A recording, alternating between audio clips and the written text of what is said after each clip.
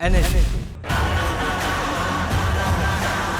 आपने कौन कौन से नक्सल एरियाज में ऑपरेशन किया है? बिहार हो गया, झारखंड, साउथ ईस्टर्न छत्तीसगढ़। कितने पास से आपने अभी तक फायर किया है? 10 से 15 मीटर टाइप्स में। बस उससे ज़्यादा फायर करो पेड़ों में टकराएंगे, गोलियां लगेंगे नहीं। अगर हम इंदिरा गांधी की बात करें,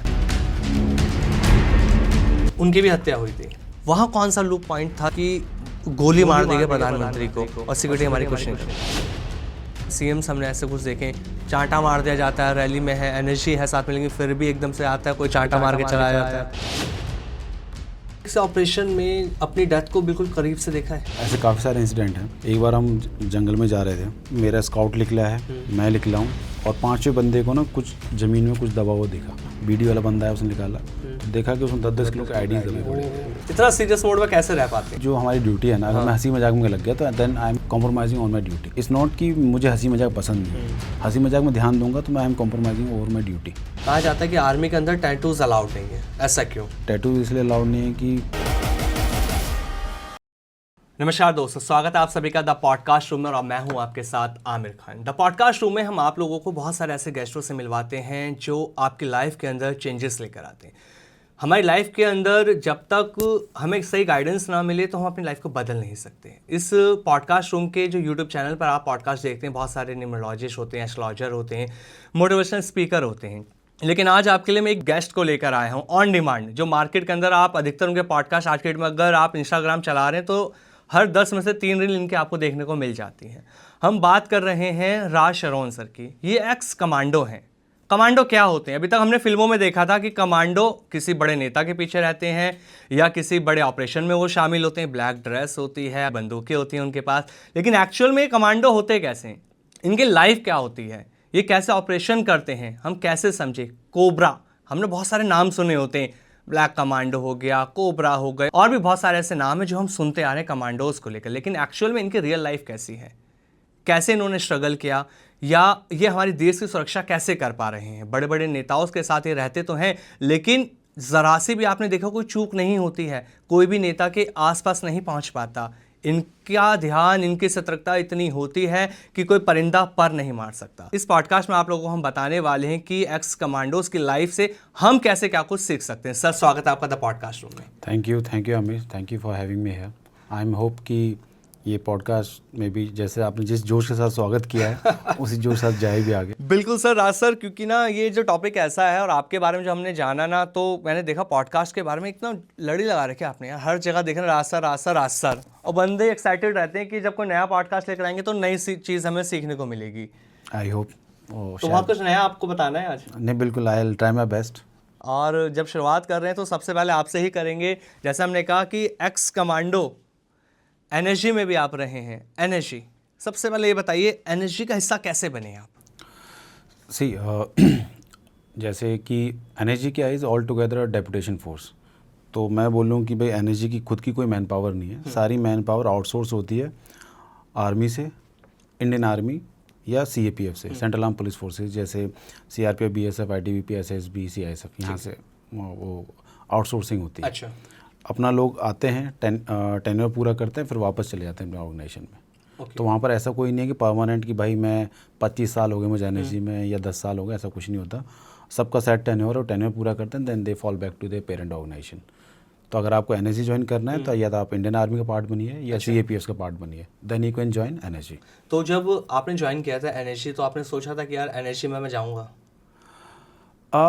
जब फौज में ज्वाइन किया था तो आई नेवर प्लान कि इवन मैं कोबरा में भी जाऊंगा। मेरा तो वो भी प्लान नहीं था, बट हाँ, अब वही है कि जब एक चीज़ के अंदर जाते हैं आप तो धीरे धीरे चीज़ों को एक्सप्लोर करते हैं, और जो एक्सप्लोर करने के बाद आपको पता लगता है कि आपके पास क्या क्या अपॉर्चुनिटीज़ हैं, कहाँ कहाँ आप जा सकते हैं।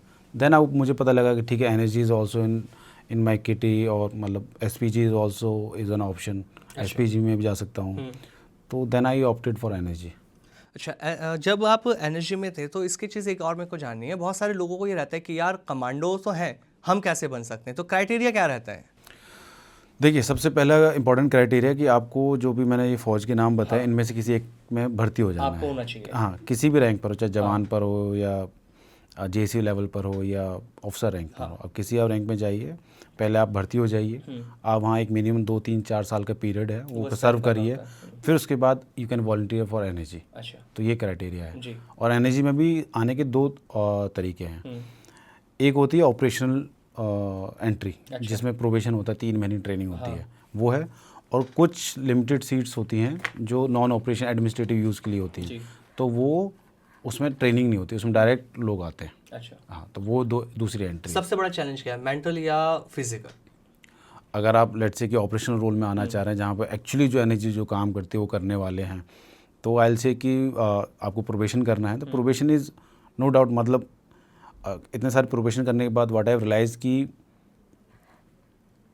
जो मेन है ना वो फिजिकल इज़ वन कंपोनेंट। मैं मना नहीं कर रहा कि वो इम्पोर्टेंट नहीं, is very equally important, but मुझे लगता है कि फिजिकल से ज़्यादा ना हटके है वो मेंटल। अच्छा। हाँ, तो आपको जितने आप मेंटली स्ट्रांग रहेंगे उतना ही आप वो फिजिकल वाले को मतलब वो मैनेज कर लेंगे, वो मैनेज हो जाता है पार्ट।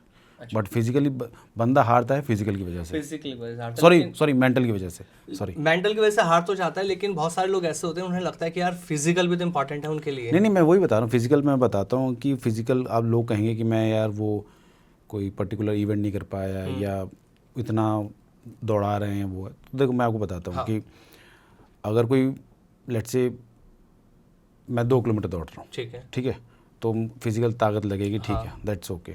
बट मैं जब 40 किलोमीटर दौड़ रहा हूँ तभी फिजिकल ताकत लगेगी। बट जहाँ मेरा दिमाग हार जाएगा ना, चाहे मैं कितना भी फिजिकली साउंड हूँ, कितना भी फिट हूँ, जहाँ मेरा दिमाग मेरा हार गया तो मैं नहीं कर पाऊँगा। मेंटली स्ट्रांग होना बेहद ज़रूरी है। तो वही है कि अगर आपने दिमाग पर कंट्रोल कर लिया, अपने उस पर कंट्रोल कर लिया, तो you can definitely you will sell out, उसमें कोई दिक्कत नहीं है। और मैं आके खुद के अपने एग्जांपल बताता हूँ, जितने मैंने प्रोबेशंस किए, कोबरा हो गया, ग्रेहाउंड्स हो गया, NSG हो गया, हर जगह मतलब एक टाइम ऐसा मोमेंट आता है वे यू फील कि अरे यार अब नहीं हो पाएगा, क्यों कर रहा हूँ मैं, मेरे बस की नहीं है। मतलब एक मतलब मैं ये नहीं कह रहा कि यार सबके साथ आता, एटलीस्ट यार मेरे साथ तो था। अच्छा, आपको फील हुआ कि यार अब नहीं हो पाएगा? वो मतलब मेरे भाई, मैं तो ये नहीं कह रहा ना कि भाई मैं तो कोई सुपर मैं तो कोई कमांडो ध्रुव था या मैं आर्नोल्ड था या भाई मैं, ठीक है मैंने वॉलंटियर किया, बट समटाइम्स एक ऐसी स्टेज आती है प्रोबेशन में ना कि यू फील कि अरे यार क्या चल रहा है, मतलब आपको वो दिस इज़ मेंटल वो है कि फिजिकली आप वो तो ठीक है, फिजिकली तो बॉडी टूट ही जाती है, उसमें तो आप there is no question, no doubt about that. But एक you will hit a certain point in during a probation की यू विल फील कि यार छोड़।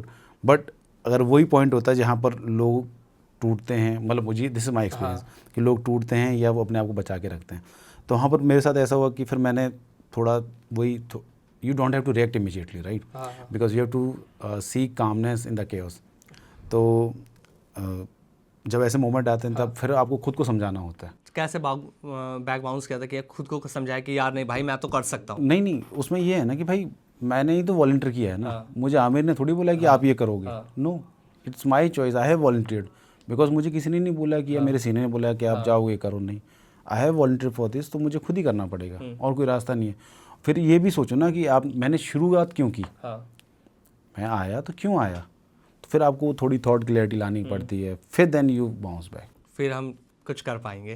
इसका अच्छा ट्रेनिंग क्राइटेरिया क्या होता है? क्योंकि जब NSG के हम कमांडोज की बात करते हैं तो इनकी ट्रेनिंग हमने जैसे सुनी है, आपके बहुत सारे पॉडकास्ट में भी हमने देखा, आपने बताया बहुत ज़्यादा डिफिकल्ट होती है, कैसे फेस करना पड़ता है? जैसे एक बच्चा स्कूल जाता है तो स्टार्ट विद LKG नर्सरी और ऐसे, ठीक है, ग्रेजुअल वो मैं कहूँगा डिफ़िकल्टी धीरे धीरे बढ़ रही होती है, ठीक है, तो this is a normal progression, ठीक है। मैं बोलूँ कि सीधा ही बच्चे को 12th का एग्ज़ाम दिलवा रहे हैं आप, सो दिस इज़ प्रोबेशन। अच्छा, तो मतलब ये कुछ कोई मतलब नहीं है, हम तो भाई पहले दिन भी वही ट्रेनिंग होगी जो आखिरी दिन ट्रेनिंग होगी। तो जो वहाँ तो बेसिकली जो वहाँ पर जो लोग हैं NSG में जो लोग हैं, दे वांट कि जो वीक लोग हैं वो पहले ही हट जाए। अच्छा, पहले 1-2 हफ्ते में बाहर हो जाए ताकि they can focus their strength और एनर्जी ऑन राइट पीपल, इस तरीके से। तो पहले ही वीक से मतलब जो 0 वीक होता है वहाँ पर ही ताबड़तोड़ शुरू हो जाता है, वहाँ पर ही ट्रेनिंग जो फिज़िकल वगैरह जो भी चलना होता है। तो no excuses, just first day is like भाई आप ऐसा डेली हमें तैयार रहना है। मतलब अगर मैं कहूँ कि भाई on the scale of 1 to 10, 10 is the most difficult, ठीक है, और 1 इज़ द ईजीएस्ट, तो ट्रेनिंग ही 10 से शुरू होती है फर्स्ट डे, तो इस तरह के लिए आपको प्रिपेयर रहना पड़ता है। उसमें क्या रहता है कि काफ़ी लोग कोई ऑपरेशनल एरिया से आ रहा है, कोई हाई एल्टी से आ रहा है, तो फिर बहुत लोगों को दिक्कत होती है उस चीज़ में, बिकॉज वो एनवायरनमेंट चेंजेस होते हैं, बॉडी इतनी जगह इतनी जल्दी एडजस्ट नहीं कर पाती, तो कुछ लोगों को वहाँ पर फिजिकल ब्रेकडाउन हो जाता है बिकॉज इंजरी हो जाती है। देखिए सबसे बड़ी प्रोविशन, जितनी प्रोविशन हैं सब में एक कैच ये है कि अगर आप फिजिकली कोई इंजर्ड नहीं होते हैं अपने आप को, बिकॉज यार वो इतना चल रहा होता है ना, अनसर्टेनिटी होती है कि कभी रात को ठोकर लगे, कहीं गिर गए, या कोई एंकल ट्विस्ट हो गया, कहीं वो हो गया, अगर आप कोई इंजरी ना हो तो आप प्रोविशन कर लोगे। अच्छा। हाँ, अनटिल अनलेस आप मेंटली हार ना जाओ तो ये आपको इस चीज़ का ध्यान रखना होता है। अच्छा, जब ट्रेनिंग कंप्लीट हुई आपकी तो सबसे जो पहला ऑपरेशन था आपका वो कहाँ पे था? पहला ऑपरेशन तो देखिए मेरा झारखंड में था, एंड तो फर्स्ट ऑपरेशन तो क्या है कि वो हमेशा यादगार इसलिए रहता है कि आपका फर्स्ट ऑपरेशन था। हाँ। कि आप, और ऐसा नहीं होता कि जब पहले ऑपरेशन करने जाते हो कि आप इंडिपेंडेंट टीम लेके जाते, नहीं, ऐसा नहीं होता, आपको किसी टीम के साथ अटैच करके भेजा जाता है। अच्छा। एक कोई ऑलरेडी अफसर होगा जो ऑलरेडी सर्विंग है उस यूनिट में, आपको उसके साथ भेजा जाएगा। आप उसके साथ, मतलब आई एम नॉट सेइंग कि उसी पर्टिकुलर उसके साथ, पर किसी एज अ अंडर 10 या 15-20 ऑपरेशन आप करते हो, तब जाके आपको फिर वो आपका एवेल्यूशन होता है कि हाँ इसको इंडिपेंडेंट टीम देनी है, कैसे करना है, या कुछ टाइम और चलना है, तब आप उस सीखते हो। तो मेरा झारखंड में ऑपरेशन था, तो रात को इंडक्ट हुए, रात भर चले, और पीपल आर टेकिंग रेस्ट। मुझे वो एंजाइटी थी कि कोई आ ना जाए, मतलब we were in the enemy territory, तो ऑब्वियसली मतलब रिस्क तो रहता ही है। बट अब वो थे कि देवर लाइक एक्सपीरियंस, मतलब ये नहीं कह रहा कि वो देवर लाइक एंजॉय कर रहे हैं शोर सब, नो, दे आर मतलब वेरी साइलेंट और टेक्टिकल चल रहे थे वो, बट देवर लाइक कि कॉशियस। बट मैं था कॉशियस प्लस एक एंजाइटी उसमें, मुझे नहीं, मैं रेस्ट ही नहीं कर पा रहा हूँ, बैठ के मेरे आंखें इधर, कोई आवाज़ हो रही है, कुछ कट की आवाज़ हुई, मैं आवाज़ लाइक कि ये क्या चल रहा है उस टाइप से ना, तो एक उस तरह का रहता है। तो कहीं ना कहीं वो डर था? डर तो इनिशियली एक फर्स्ट ऑपरेशन में था ही, बिकॉज 2 दिन का ऑपरेशन था, तो उस टाइम तो ये लगा लो कि अब मेरी आंखें लाल हो रखी, मैं रेस्ट ही नहीं कर पा रहा हूँ बिकॉज ऑफ एंजाइटी, और उससे दिन में थोड़ा सा रेस्ट किया बिकॉज दिन था। रात तो भाई मुझे तो पता है कि रात वो आँख पल के झुकी ही नहीं। अच्छा। हाँ, और जो साथ के अफसर ने बोला कि थोड़ी देर रेस्ट कर ले, आधा घंटा वी हैव टाइम, तो नहीं, वो बस आई वाज लाइक कि अलर्ट रहना, एकदम अवेयर रहना कब कहाँ पे क्या हो जाए। वही। तो नक्सल एरियाज में अगर हम कोबरा कमांडोज की बात करें तो कैसे ऑपरेट करते हैं चीज़ों को, उनके सामने कौन से यूनिक चैलेंजेस रहते हैं? आपने कौन कौन से नक्सल एरियाज में ऑपरेशन किया है? मैंने जो ऑपरेट किया है राइट फ्रॉम बिहार से लेकर, बिहार हो गया, झारखंड, पायल से कि east, north south eastern Chhattisgarh, Orissa also. Chhattisgarh तो सबसे ज़्यादा नक्सलवादी एरियाज में ये पूरा बेल्ट ही, रेड बेल्ट ही वही है, तो वहाँ पर मैंने ऑपरेट किया है। रही बात ऑपरेट करने की, यार वी जो एज अ कोबरा के उसमें था, मैं बोलूँ कि टेक्टिकल पॉइंट ऑफ व्यू से बोलूँ कि वी मेंटेन अवर सरप्राइज। हम ऐसे नहीं कि भाई दिन में घूम रहे हैं इधर उधर, मतलब भटक रहे हैं, सड़कों पे घूम रहे हैं, नो, हमें लगता है कोई गांव वाले आ रहे हैं तो हम अपना छुप के रहते हैं ताकि हम एक्सपोज ना हो जाएं। क्योंकि जब आप हॉस्टल टेरिटरी में घूम रहे होते हो तो यार उनके मुखबिर तो होते ही हैं। अब किसी को पता लग जाए कि ऑलरेडी हम घूम रहे हैं, तो दे विल इन्फॉर्म, वो फिर इधर से उधर कहीं और लोकेट हो जाएंगे, तो हमारा ऑपरेशन मान लिया तो वो ख़त्म हो गया। तो वो हो गया, लेट से ऐसा नहीं कि मिलते नहीं, लोग मिलते हैं, फिर उनको हम साथ में रख लेते हैं अपने। अच्छा, अपने साथ ही, फिर हमारे साथ ही साथ घूम रहे होते हैं। अच्छा। हाँ, because we can not leave them, हम छोड़ देंगे तो या तो इन्फॉर्मेशन लीक हो जाएगी, हमें बता देंगे पार्टी यहाँ घूम रही है, जो भी है, तो इस तरीके से होता है। और बाकी ये है कि यार आपको it's like a dual survival, आपको जंगल में रह के सर्वाइव करना है जंगल के साथ, प्लस में एनिमी को भी ढूंढना है। तो वहाँ पे सर्वाइवल जब जंगल में करना होता है कि देखिए जंगल की लाइफ बहुत डिफिकल्ट होती है, और कोबरा कमांडोज जंगल में ही अधिकतर अपनी लाइफ गुजार रहे हैं। यस। तो वहाँ पे कैसे मैनेज करने पड़ती हैं चीज़ों को? चीज़ें कुछ नहीं है, देखिए जो प्रोबेशन, जो हमारा कोबरा प्रोबेशन होता है, उसमें सारी चीज़ें सिखाई जाती हैं। How you have to survive, कैसे चलना है जंगल में, कैसे टेरेन को अप्रिशिएट करना है, टेरेन एनालिसिस कैसे करना है आपको, और किस तरफ से जाना है, किस तरफ से नहीं जाना है, कांटेक्ट होगा तो कैसे रिएक्ट करना है। तो these things are ingrained during probation. And apart from that, जब आप यूनिट में भी आते हैं, यूनिट लेवल पे भी ट्रेनिंग चल रही होती है। अच्छा। तो इस तरीके से क्या है ना कि you keep on training and you keep on applying things on ground. और क्या कहते हैं, इवन जब कांटेक्ट भी एस्टेब्लिश होता है, तो आपको फिर वो नहीं होता कि आप फ्रीज नहीं होते कि अरे यार कांटेक्ट होगा क्या करना, यू रिएक्ट बिकॉज आपको उसी चीज़ के लिए ट्रेन किया गया, right, and you have been training for quite long उसी चीज़ के लिए. लेट से आपको कॉन्टैक्ट हुआ और मैं फ्रीज हो गया, no, this is not a moment to freeze. आपको तुरंत रिएक्ट करना, बिकॉज यू नेवर नो कि जिस एनिमी को आप ढूंढ रहे हो वो उसने फायर किया और भाग गया, फिर आप कहाँ ढूंढोगे जंगल में. तो कितने पास से आपने अभी तक फायर किया है जब एनिमीज आपके सामने आए? जो जंगल होते हैं दे आर वेरी डेंस. हाँ. तो यहाँ ऐसा नहीं होता कि भाई 100 मीटर दूर था नहीं भी मैंने फायर किया. अच्छा. ऐसा नहीं होता. यहाँ होता है क्लोज क्वार्टर पे बिल्कुल 10 से 15 मीटर टाइप्स में. बस उससे ज़्यादा फायर करो पेड़ों में टकराएंगे, गोलियाँ लगेंगी नहीं.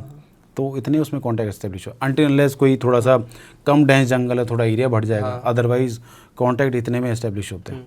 तो उसी तरीके से फिर आपको टीम को रेड करना पड़ता है. लोग आपका ऐसा नहीं कि आप ही धुरंधर हो, आपकी पूरी टीम ऐसी है. आपकी जो टीम में लोग हैं वो सेम माइंडसेट वाले हैं, सेम वो कैपेबिलिटीज़ वाले हैं. हो सकता है आपसे भी अच्छे हो. तो वो फिर सारे मतलब इट बिकम्स लाइक कि मैं अकेला पहाड़ नहीं फोड़ सकता, बट जब मैं टीम मिल गई तो फिर मैं बहुत कुछ कर सकता हूँ. तो फिर वो एज अ टीम वो काम करते हैं. तो सबको पता है thought clarity. It's not about कि भाई मैं अफसर हूँ तो मुझे कुछ ज़्यादा पता. नो, माई जवान एंड जैसे are equally well trained, they are very capable.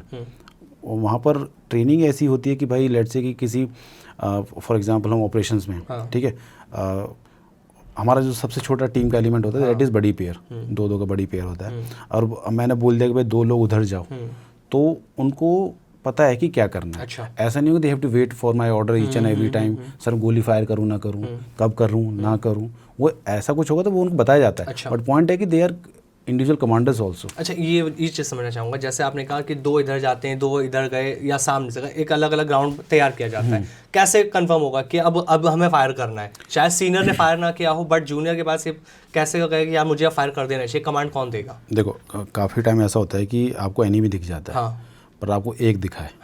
तो आप एक के चक्कर में 10 लोगों को तो नहीं छोड़ सकते ना. ठीक है, तो यू डू वन थिंग कि थोड़ा you start expanding your team. आप मतलब या तो पहले यू सेक्शन को अलग अलग करते डिवाइड कर दिया. ठीक है, इतना दूर नहीं करते कि ताकि हमारा कांटेक्ट ना हो पाए. अच्छा. ठीक है, डिवाइड करते हैं. हमारा वॉकी टॉकी कम्युनिकेशन सेट्स भी होते हैं. फिर हम बात करते हैं कि भाई किसको कहाँ क्या क्या दिख रहा है. वो बताते हैं कि 2-4 इधर हैं, 2-4 इधर हैं. देन एक कन्फर्मेशन हो जाता है ना कि हाँ लोग काफ़ी हैं, मतलब एक अच्छा कॉन्टैक्ट बन सकता है. अगर हमें लगता है कि अभी एक ही दिख रहा है तो वी कीप ऑन सर्चिंग. एक पर तो फोकस रहेगा. अच्छा. बट और भी देखेंगे. ऐसा ना हो कि एक के चक्कर में हम सारे फिर वो कर दें. तो फिर ढूंढ रहे जहाँ फिर वो फिर 2 केस में फायर होगा. अच्छा. एक नॉर्मल कंडीशन होता है. ऐसा नहीं कि दिस इज़ द ओनली मतलब हार्ड रिटन ट्रूथ कि भाई दिस इज बाइबल है, ऐसी होता है. लेट्स से कि ऐसा हो गया कि भाई और कोई नहीं दिख रहा, एक ही दिख रहा है. अच्छा. ठीक है, और हम और पास जाने की कोशिश कर रहे हैं. लेट्स से उसको सामने वाले पता चल गया, तो फिर तो आपको कॉन्टैक्ट एस्टेब्लिश करना ही पड़ेगा, उसमें तो कोई डाउट है नहीं. अच्छा. लेट्स से और पास जाते जा रहे हैं, और पास जाते जा रहे हैं, देख रहे हैं कि कहाँ पर ग्रुप फैला हुआ, कैसे बैठे हुए हैं, क्या है, क्या पोजीशन है. अब पता लग गया कि हाँ भाई सब कुछ दिख रहा है. इट्स लाइक अ सिचुएशन बन गया कि मोर ऑफ अ एम्बुश टाइप में. हमने एम्बुश लगा दिया एनिमी के ऊपर. तो वहाँ पर क्या है कि फिर वो देखते हैं कि अब एक बेटर पोजीशन हो जाएगी ना, एक वांटेज पॉइंट आपको ऐसा मिल गया कि जहाँ से you can take better shots. आपकी मार के इलाके में ज़्यादा एनिमी आ गया, then will take a call. जब फायर होता है तो फिर ताबड़तोड़ फायर चलता है, ताबड़तोड़ फायरिंग होती है. हाँ वो है. तो जब आपने फायर किया तो कभी डर लगा कि यार गोलियां मेरे को तो नहीं लग जाएंगी? या टू बी फ्रैंक ये वाला थॉट कभी आया नहीं ख्याल में कि गोली लग जाएगी या जो भी है. बट हाँ वी वर कॉशियस कि हाँ जो तरीके जिन तरीके से लड़ाई लड़नी चाहिए उन तरीके का किया है. गोलियाँ नो डाउट साइड वाइड से मे भी गई होंगी, तो पता नहीं, बिकॉज गोलियाँ दिखती नहीं है. हाँ. राइट, मैं बोलूँ कि हाँ मुझे गोली जाती दिखी, तो दैट इज़ नॉट ट्रू. गोलियाँ दिखती नहीं, इतनी होती है वो पॉसिबल नहीं दिखती. बट वो आपको पता लगता है कि कोई पत्तों से टकरा के जा रही है, तो आपको आवाज़ आती है कि अच्छा गोलियाँ गई हैं, या किसी पेड़ के तने में टकराई है, तो वो रहता है. तो जो नक्सलवादी होते हैं, जो भी एनिमीज होते हैं, उन पे किस तरह के वेपन्स होते हैं मैक्सिमम? क्योंकि अधिकतर हम जो फिल्मों में अगर मैं बात करूं तो वही दिखाते हैं यार AK-47 लेके वो लोग घूम रहे, वो तो बस चलाने पे लगे पड़े. नहीं देखिए, in terms of weaponry we are much more and I will say कि बेटर इक्विप्ड देन एनिमी. उनके पास कुछ इंसास होंगी, SLRs होंगी, AKs भी हैं. अच्छा. हाँ, बट प्रॉब्लम क्या है कि मैं अपने टाइम की बता रहा हूँ story, because I am not coating anyone. मैं अपने आप को बता रहा हूँ कि अपने टाइम का, कि उनके पास हथियार वो AK, इंसास, SLR और कुछ देसी भरमार जो बोलते हैं वो भी होते हैं उनके पास. देसी कट्टा टाइप. हाँ, उनको भरमार बोलते हैं. वो शिकार के लिए यूज़ करते हैं वो बेसिकली. ओके, ओके, हाँ, ओके. जो ट्राइबल नाम ही भरमार है. भरमार है. हाँ. सो उनके पास वो ये लूटे हुए रहते हैं। अच्छा। पुलिस के या पहले कभी फौज लूटे तो वही चल रहा होता है इनके साथ। हाँ। इनके पास इशू रहता है, थोड़ा सा क्रंच रहता है अम्युनिशन का। तो इनके पास इतना अम्युनिशन नहीं कि भाई ताबड़तोड़ फायर करने में लगे। लिमिटेड होता हाँ, होगा। तो लिमिटेड रहता है, तो उस चक्कर में they fire very in a controlled manner, उस टाइप में रहता है। तो ये सोच समझ के उन्हें चीज़ें करनी पड़ती है। हाँ वो है, वो ये हमारे लिए, हमें उस चीज़ की दिक्कत है नहीं। बट हमारे तो आप कौन से वेपन यूज़ करते थे जब ऑपरेशंस में मैं जाते थे? मैं तो AK ही यूज़ करता था। हमारे पास अच्छा। X95 भी था, अच्छा। AKs भी थे, SLR तो कम यूज़, SLR नहीं लेके जाते, पर लेके जाते थे। LMG भी था, अच्छा। CGRL भी था, स्नाइपर्स भी हम बाद में लेके जाने लग गए थे। ये जो जब फायर वगैरह करते हैं यूजुअली, ये एक्चुअली जब इनको पता लगता है ना कि पार्टी आ रही है, इनको हम दिख गए मान लो फॉर एग्जांपल, तो ये डिस्ट्रैक्शन फायर करते हैं। अच्छा। तो ये डिस्ट्रैक्ट करेंगे, फायर इधर से करेंगे और अपने लीडर को वहाँ से निकालेंगे साइड से। तो वो हमें भी पता है इनके टैक्टिक। अच्छा। हाँ, तो इधर से फायर आ रहा है, इधर भी रहेगी टीम, उधर भी देखेगी। आप लोग अवेयर पहले से प्लानिंग रहती है उस चीज़ हाँ, की। एक चीज़ और इसमें हम देखते हैं कि जब ये लोग एनिमीज ना किसी गांव वगैरह में छिपे होते हैं, जब आप लोग ऑपरेशन पे जाते होंगे तो ये गांव वालों का सहारा लेते हैं, बिल्कुल उनको सामने करते हैं। तो उस सिचुएशन में आप लोग क्या करते थे कि यार गोली चलानी है नहीं चलानी है, क्योंकि गोली नहीं चलाएंगे तो वो भाग सकते हैं, लेकिन सामने उनके पास आम जनता भी है। सो देखो यार, this is not a new pattern. हाँ। ये बहुत बार हुआ है। इवन मैं, चलो ये मेरा ऑपरेशन नहीं था, मेरी फ्रेंड का था ऑपरेशन, कोबरा में थे। सो क्या हुआ कि दे वर इनटू डीप इन जंगल, ठीक है ना, तो कोर एरिया में थे, दे वर ऑपरेटिंग। तो क्या हुआ कि एक गांव था पास में, सो इनपुट था आसपास के एरिया का ही, तो गांव था पास में। तो इन्होंने देखा कि कोई एक इनको हथियार वाला बंदा दिखा दूर से, ठीक है, दे उनको थोड़ा पास जाके देख रहा, और सो इनको और लोग भी दिखे, मतलब मीन्स कि वो गांव के आसपास ही थे लोग। अच्छा। हाँ, सो इन्होंने दे टुक अ शॉट, उस बंदे को हिट कर दिया, the chap was down. Okay. हाँ, तो वो नक्सली गिर गया। अब इशू क्या हुआ कि जब गिर गया तो इन्होंने सोचा कि बॉडी को रिकवर कर लेते हैं, ठीक है। ऐसा नहीं कि बस वो रिकवर करने चले गए विदाउट ऐसी नॉक चलते फिरते, नो ऐसा नहीं, वो प्रॉपर टैक्टिकल वे से जा रहे थे, फिर उधर से फायर आने लग गया गांव की तरफ से, ठीक है, फिर इस साइड से फायर आने लग गया। नॉट एन इशू, नॉर्मल सी चीज़ है, कोई बड़ी बात नहीं, फायर आ रहा है, बट वो बॉडी रिकवर नहीं कर पाए तब तक, ठीक है। अब क्या हुआ कि नक्सलियों ने क्या किया, गाँव वाले को भी आगे लेके आ गए, मतलब घर से सब बाहर आ गए। अच्छा। लोग, मतलब लेडीज़ और जेंट्स जो भी हैं, सब बाहर आ गए, उनके साथ खड़े होकर फायर कर रहे हैं।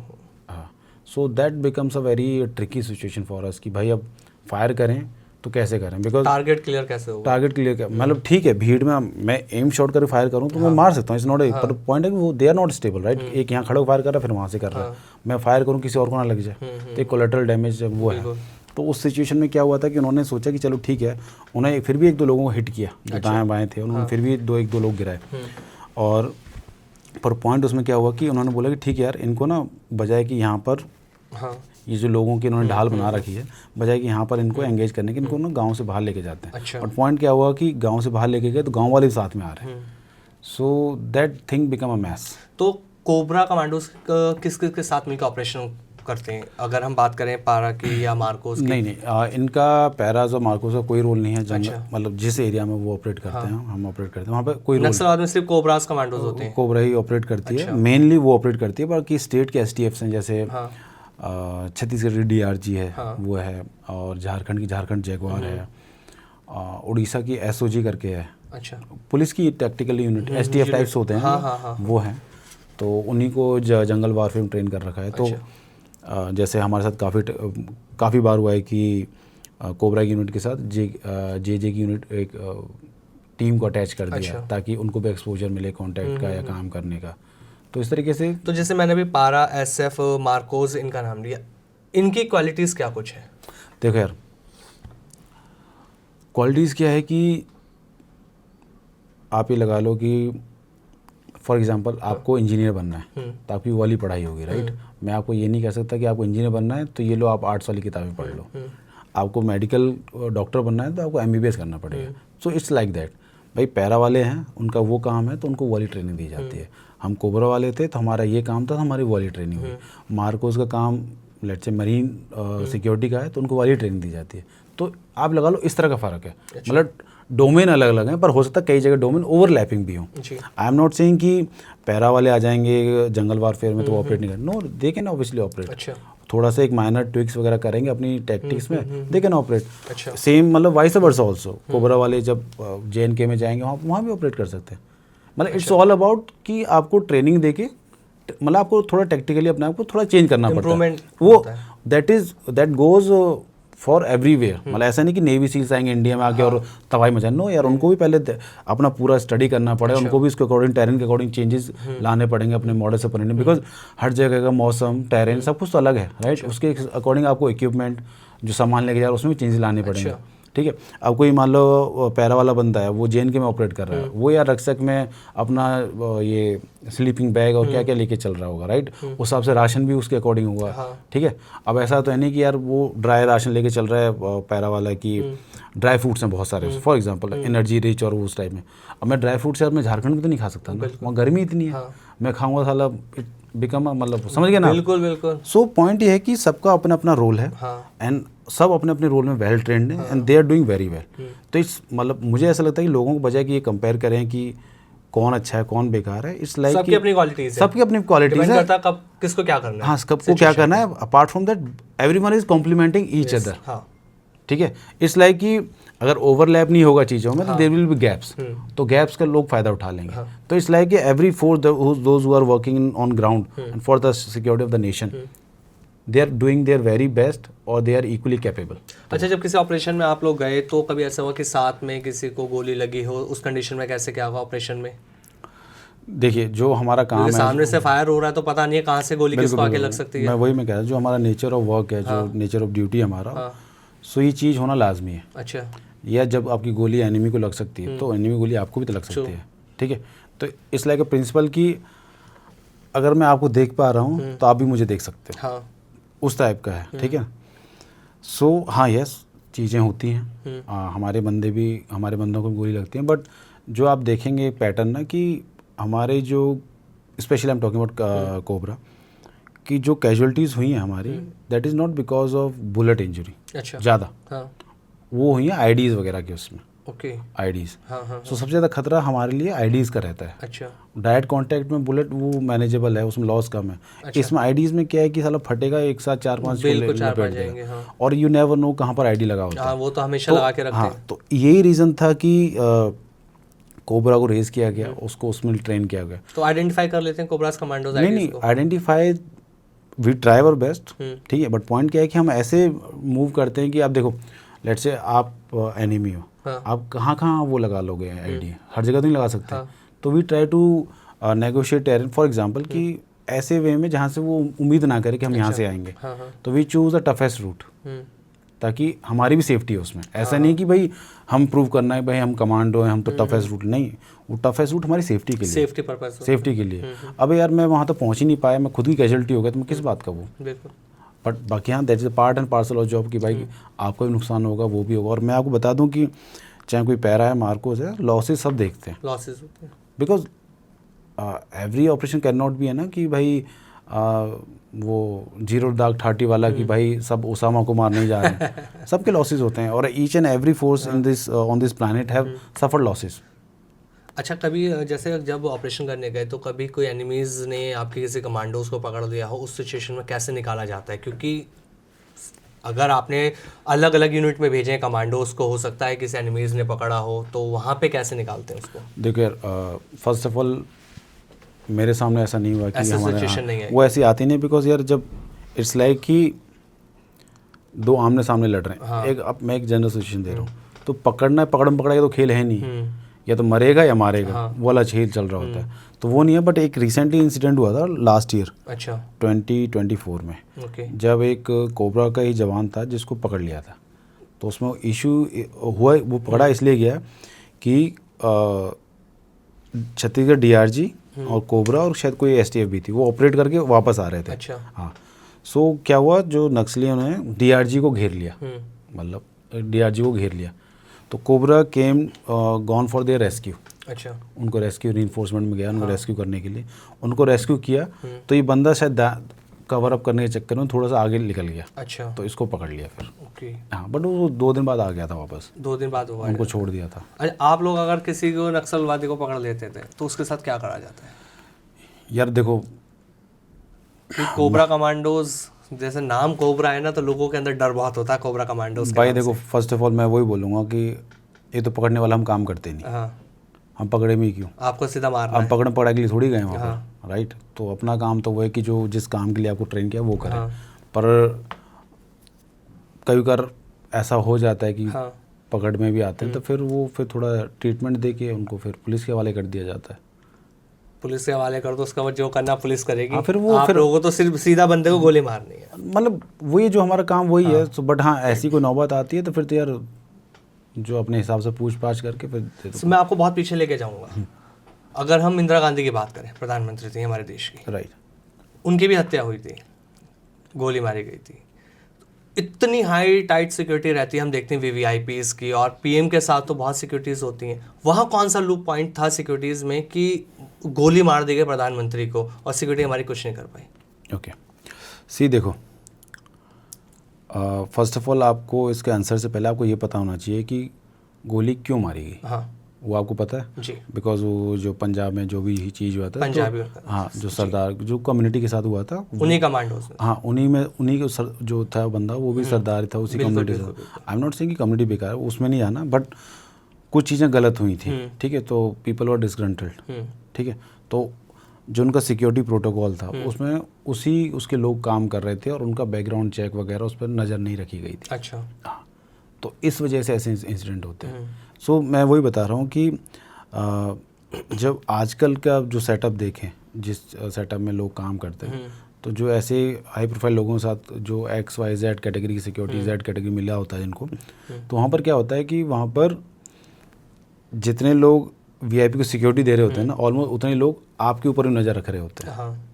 तो वो बहुत ज़रूरी है। अच्छा। यू नेवर नो कि कौन बीच में ऐसा मोल आ जाए जो that can become a threat to national security. Because let's say आपकी VIP के ऊपर अटैक हो रहा है, इट्स मतलब part of national security only, right. जब आपके VIP सिक्योर नहीं है तो हाउ कैन यू एक्सपेक्ट कि कोई नॉर्मल सिविलियन सिक्योर होगा। तो ये रहता है। कितने सिक्योरिटी लेवल होते हैं? अगर एक किसी VIP के सिक्योरिटीज़ में आप लोग होते हैं तो कैसे कवर अप किया जाता है? कितने लेवल होते हैं? चलो मैं उस डिटेल में आपको नहीं बताता कि क्या रहता है, बट हाँ, एक जो भी एक VIP की सिक्योरिटी होती है, या मैं कहूँगा इनफैक्ट किसी की भी सिक्योरिटी करनी होती है ना, तो उसमें डेप्थ रखी जाती है। अच्छा। डेप्थ मीन्स कि लेयर ऑफ सिक्योरिटी होती है। हो सकता है कि एक कोर टीम हो जो काफ़ी क्लोज में रखती हो, जिसके अंदर कोई नहीं जा सकता। अच्छा। ठीक है। उसके बाद एक लेयर और आता है। ठीक है। हो सकता है कि उसमें मे बी सिविल पुलिस के लोग हों।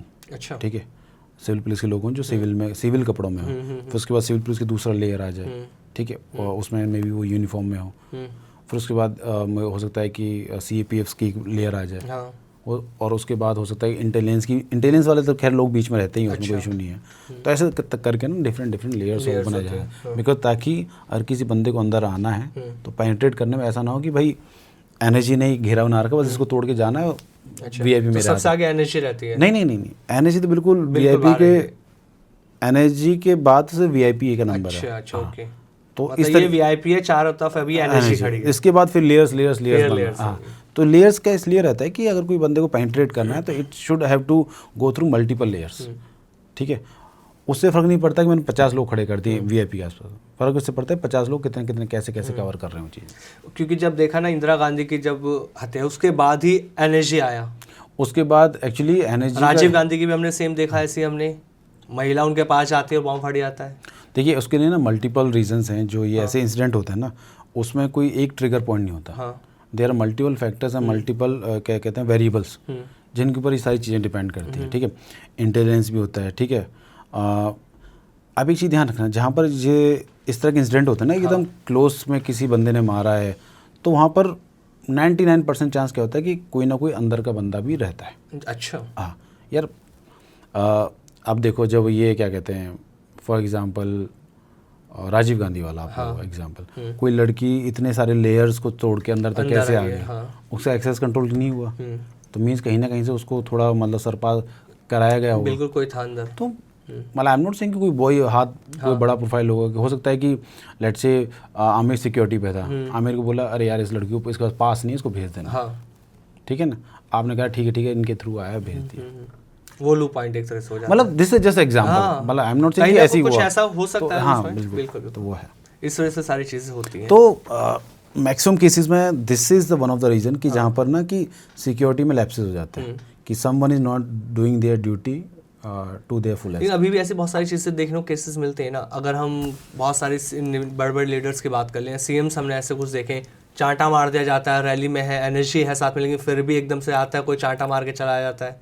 उस सिचुएशन में आप लोग क्या करते हैं? देखो, हमारा काम है ना VIP को प्रोटेक्ट करना है। हमारा काम उस बंदे को नहीं पकड़ना है। अच्छा। उस बंदे के लिए सिविल पुलिस है और लोग हैं। हमारा काम है VIP को सिक्योर करना। इवन जो क्लोज प्रोटेक्शन टीम CPT होती है, उसका काम is more of a defensive. अच्छा। कि VIP को कुछ नहीं होना चाहिए। ऐसा कुछ हुआ तो VIP को पहले अलग करो थ्रेट से। तो उस टाइम पे आपके पास परमिशन नहीं होती कुछ भी करने की, खाली VIP को परमिशन protect करना होता है, है। वो नहीं परमिशन है, पर परमिशन हमें पहले VIP को बचाना है। अच्छा। हमें वहाँ लड़ने नहीं जाना है, अबे तूने क्यों मारा, कौन है, वो नहीं काम हमारा नहीं है। थ्रेट को अलग करना है, VIP को बचाना है। अच्छा। सो दिस मतलब जो VIP सिक्योरिटी वाला जो काम है इट्स मोर ऑफ ऑफेंसिव। अच्छा। और जो दूसरे स्पेशल फोर्सेस वाले काम है they are more of offensive. Okay. तो ये डिफरेंस आ जाता है। तो इस तरीके से काम रहता है। तो जब VIP देखो, जब ऐसे इंसिडेंट तभी होते हैं जब VIP लोगों के साथ काफ़ी क्लोज है। अब लेट्स में यार मैंने कितना भी घेरा बना रखा है, ठीक है, लोगों का हाथ आप तक पहुंच रहा है, तो यार आप कहाँ से सिक्योर कर सकते हो? तो एज पर जो पॉलिसी है, जो रूल्स हैं, वो यही है कि आपको भीड़ के अंदर जाना ही नहीं है। जी। रूल्स ये हैं। अच्छा, तो जैसे किसी VVIP, अगर हम PM की बात करें, PM की VVIP जब सिक्योरिटीज की बात होती है, कोई रैली में वो है, तो कैसे इवेंट प्लान किया जाता है पूरा? कितने दिन पहले आप लोग देखते हैं कि कहाँ पे लोकेशन है, सारी चीज़ें कैसे मैनेज करनी है, बिल्डिंग्स भी देखी जाती है कि कोई स्नाइपर तो नहीं वहाँ पे आ सकता, ये सारी चीज़ें कैसे फॉलो अप ली जाती हैं? जब भी कोई VIP का मूवमेंट होता है ना, हाँ। तो इस लेवल का कोई प्रोग्राम है, कोई रैली वगैरह है, तो ऐसा नहीं कि वो कल रैली होनी और आज ही आएगा। नो, उसकी दे सर्टेन एक बैंडविड्थ शेड्यूल रेडी होता है, बैंडविड्थ मिलती है आपको। टीम्स जाती हैं, रैकी करती हैं, पूरा एरिया रैकी होता है, एरिया सैनिटाइजेशन होता है, रूट रैकी होता है, उस तरीके से पूरा हर चीज़ सैनिटाइज वगैरह किया जाता है। कुछ टैक्टिकल पॉइंट्स होंगे जिनको चोक करना है, कुछ टैक्टिकल बिल्डिंग्स होंगे जिनको कवर अप करना है। तो इस तरीके करके पूरा पहले टीम ऑन ग्राउंड पर पहले काम करती है। अच्छा। पूरा हर चीज़ एक डिटेल, कौन कैसे कब कहाँ मिलेगा, कहाँ गाड़ी रुकेगी, इस तरीके से सब कुछ प्लान किया जाता है। हर एक, और जो बिकॉज पॉइंट क्या है ना कि हर चीज़ आप नहीं करते, आपको और लोगों को इंक्लूड करना पड़ता है। तो सबकी रिस्पॉन्सिबिलिटीज़ बताई जाती है, आपका ये काम है, आपका ये काम है, ये काम है, ताकि जो भी लोग ऑन ग्राउंड जो काम कर रहे होते हैं उनको पता नहीं, दे शुड बी अवेयर कि भाई उनकी रोल, ड्यूटीज़ और रिस्पॉन्सिबिलिटीज़ क्या क्या है। बिल्कुल, अगर जब कोई इंसिडेंट होगा तो लोगों को पता होगा कि हाँ भाई इसका ये काम था, यहाँ पर लैप्स हुआ है। अच्छा। तो सबको बताया जाता है, प्रॉपर ब्रीफिंग होती है। ऐसा नहीं कि जाते ही ऑर्डर देने शुरू होते हैं। पहले प्रॉपर जो स्टेक होल्डर्स हैं, चाहे ऑर्गेनाइजर हो या कोई भी हो, सबके स्टेक होल्डर, सबकी मीटिंग होती है। फिर उसके बाद सबको रोल रिस्पॉन्सिबिलिटी बांटे जाते हैं।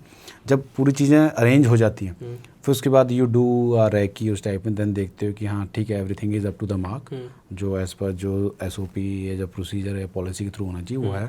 देन उसके बाद मूवमेंट होता है। अगर किसी VVIP का लास्ट टाइम पर रूट चेंज हो जाता है, तो उस टाइम पे एनर्जी कैसे मैनेज करती है सारी चीज़ों को? जो स्टेट गवर्नमेंट होती है उसका सपोर्ट मिलता है? क्योंकि अभी हमने प्रधानमंत्री का कुछ टाइम पहले देखा था, जब वो पंजाब जा रहे थे तो रास्ते में उनको काफिले को रोक दिया गया था, तो उस टाइम पे पंजाब पुलिस ने भी सपोर्ट पूरी तरह से नहीं किया। तो वहाँ पे आप लोग कैसे मैनेज करते हैं सारी चीज़ों को? देखो, अगर ऐसा है कि VIP ने अपना रूट चेंज किया, तो फर्स्ट ऑफ ऑल वो अलाउड नहीं है। अगर VIP करता है तो that is a breach of protocol उस टाइप में। अच्छा। पर फिर भी जो बेस्ट ऑफ आवर एबिलिटीज़, हमें down the line state administration को टाई अप करना होता है, वो सब करना होता है। तो उस तरीके जितना बेस्ट हो सकता है, फुल प्रूफ तो हो नहीं पाता, बिकॉज जब आपको ऑन द स्पॉट करना है, तो जितना बेस्ट हो पाएगा आप उतना करते हैं। Now you taken up the situation of Modi ji जो पंजाब में गए थे उस टाइम, जो हुआ था। अब यार वो प्रॉब्लम क्या है ना कि मैं कहूँगा कि that is more of because of वो पॉलिटिकल वाला एंगल था उसमें। तो उसमें तो यार हम क्या ही कर सकते हैं, राइट? बिकॉज जो एडमिनिस्ट्रेशन है, पुलिस है, जो भी है, वो उनका डिसीजन इंपॉर्टेंट हो जाता है उस टाइम पे।